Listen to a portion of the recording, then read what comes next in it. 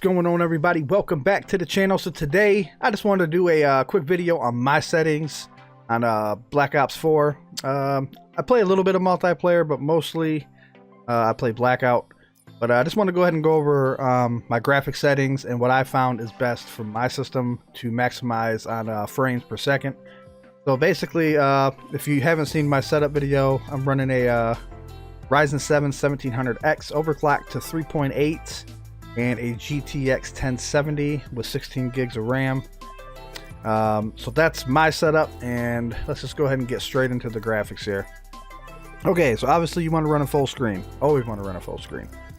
The refresh rate on my monitor is 165, so that's what I have mine set at. Now, if your refresh rate is 144, you obviously want to put it at 144. Whatever the refresh rate of your monitor is, go ahead and set that. I play in 1080p.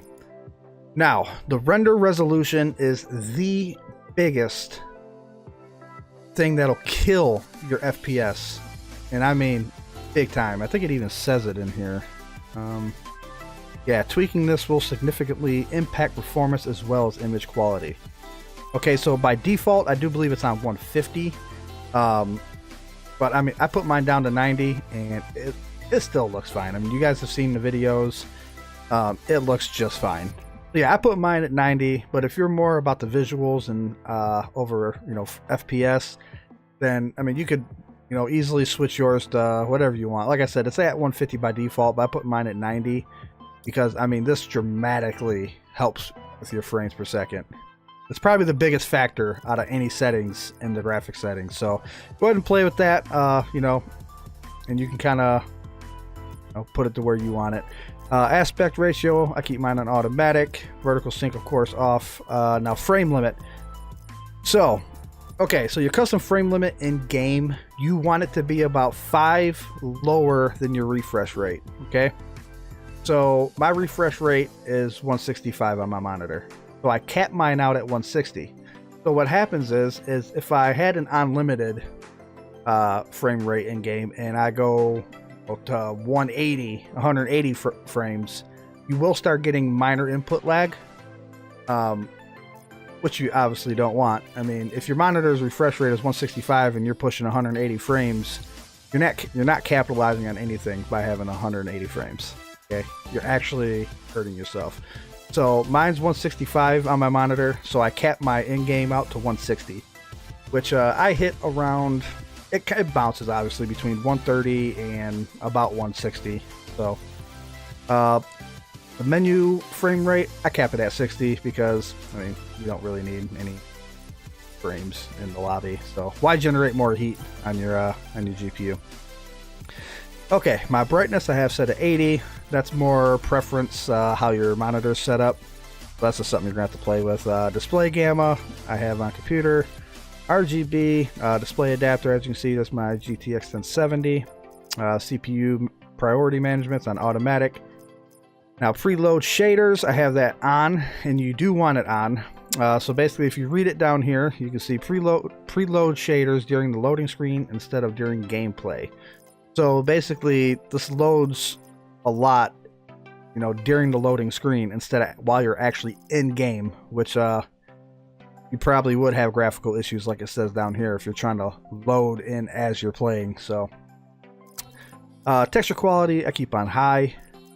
Texture filtering quality I have on high, and the reason why I do that is because if you look up here in your VRAM usage, okay, now texture filtering quality, even on low, watch the number 3451. Even if you have it on high, it literally does nothing to your VRAM usage, therefore it's not going to affect your frames at all. Okay, now texture quality, you can see it on high 3451, you bump it up to very high 3963.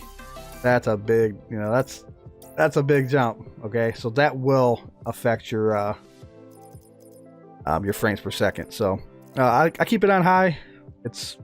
Everything still looks good, and it's not killing my my FPS here. Special effects quality, I keep this on low, on as low as possible setting, no matter what. Model quality I keep on medium. Static reflection quality is on low. Screen space reflection I don't really see the difference here. I guess a little bit right here in the shadows. I just keep it off. Object view distance, I keep on high. I keep that on high in every game, the highest possible setting. Basically, adjust the distance at which small objects can be seen. Seeing less objects gives better performance. So let's see what this does if you drop it all the way down. Yeah, that doesn't really affect the VRAM either. So, shadow quality, I keep that on low. Dynamic shadows, I have it on all. Special effect shadows, I keep that off because I don't care about that. Weapon shadow, that was another thing that we were talking about. I thought I had this on. Enable or disable shadows on your, okay, this is only on your weapon. That's right. But yeah, that's why I have that off. Global illumination quality, I have that set to low. Okay, anti-aliasing quality, I have that set to very high. Now, until you go down to very low, it really doesn't affect the VRAM usage, so that's why I have it on very high. Ambient occlusion quality, I have set to off. Motion blur, I have set to off, obviously. Subsurface scattering off. And the order independent transparency off. And that is pretty much it for the graphic settings. Like I said, this is what gave me the best performance and the most FPS that I could get. I mean, I could obviously drop you know, texture quality down, you know, and a couple other things down.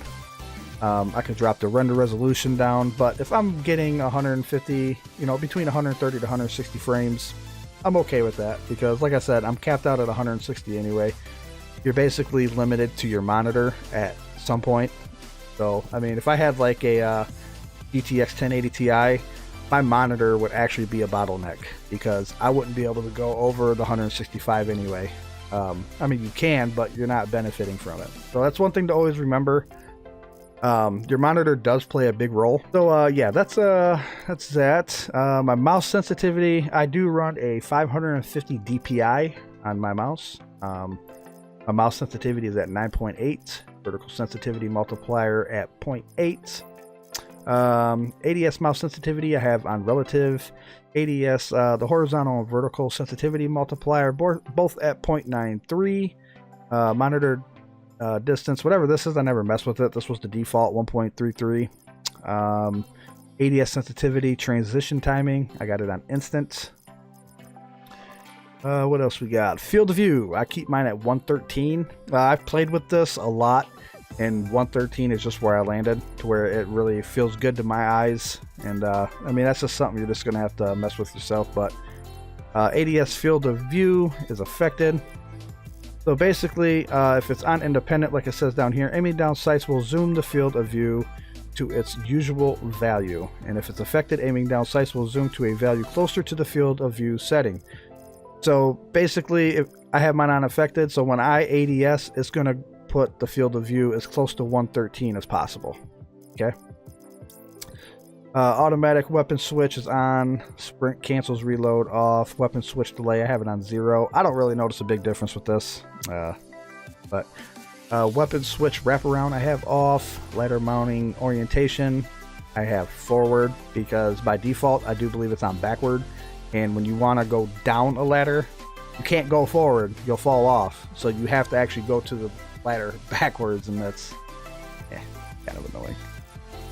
I'm not really going to get into that stuff too much. I'll do a quick swipe of my key bindings if you guys want to see it. I don't know if you do. This is all my key bindings that I have. Load is on C.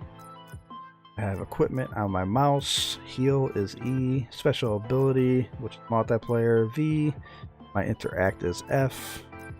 Jump, stand, and mantle is space.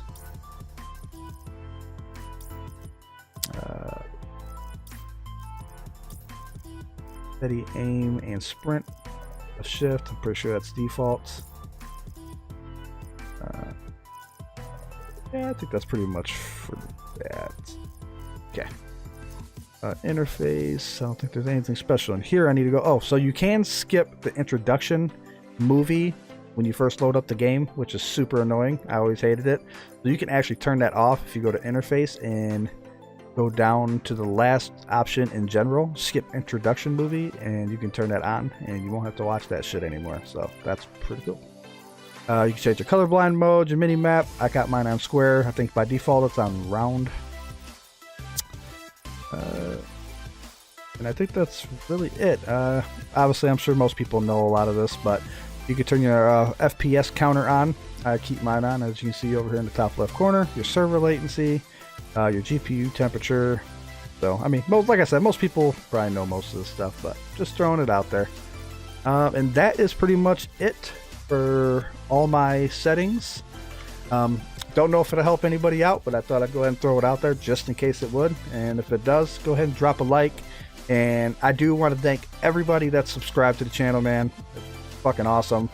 I think I'm up to past 170. I know it ain't a lot to a lot of people, but it means a lot to me because, you know, that's 170 people that took the time to watch my videos and hit that subscribe button, and I fucking appreciate it. So appreciate the love. If you guys have any video ideas, go ahead and let me know. I got another video dropping tomorrow with some Blackout gameplay. And go ahead and go visit the Twitch channel too. You go ahead and drop a follow, whether I'm on or not.